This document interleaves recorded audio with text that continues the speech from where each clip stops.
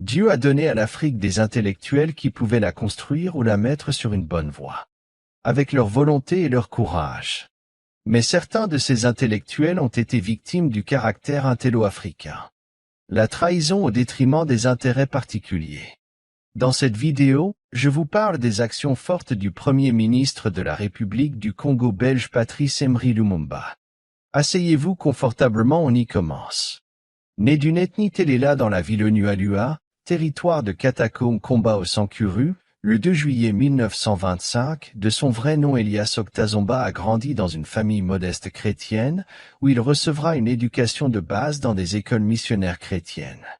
Il professa des opinions clairement anticolonialistes et fonde à Léopoldville le mouvement national congolais.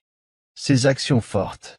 Action numéro 1, indépendance du Congo. Lumumba a joué un rôle clé dans la lutte pour l'indépendance du Congo vis-à-vis de la Belgique. Il a été un fervent défenseur de la souveraineté nationale et de l'autodétermination. Action numéro 2, un orateur talentueux. Lumumba était un orateur charismatique et persuasif. Ses discours passionnés ont galvanisé les masses et ont contribué à mobiliser le soutien populaire pour la cause de l'indépendance. Action numéro 3, le nationalisme africain. Lumumba était profondément attaché à l'idée d'un nationalisme africain, appelant à l'unité et à la solidarité entre les nations africaines.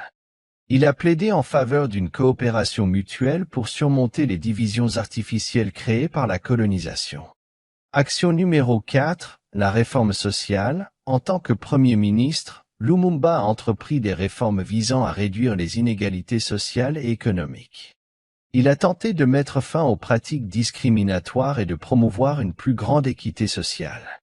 Action numéro 5, la vision panafricaine. Lumumba a exprimé une vision panafricaine, cherchant à renforcer les liens entre les nations africaines pour contrer les influences étrangères et promouvoir le développement indépendant du continent.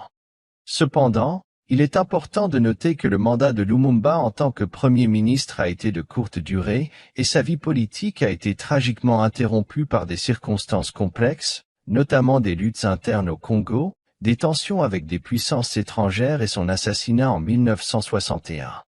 Sa contribution à l'histoire de l'Afrique et sa lutte pour l'indépendance du Congo en font tout de même une figure majeure dans le mouvement de décolonisation du continent africain. C'est tout pour cette vidéo. Si vous sollicitez à voir de prochaines vidéos, n'hésitez pas de vous abonner à notre chaîne. Merci pour le suivre, liker et partager. Enfin, donnez votre avis sur autres actions de Patrice Lumumba.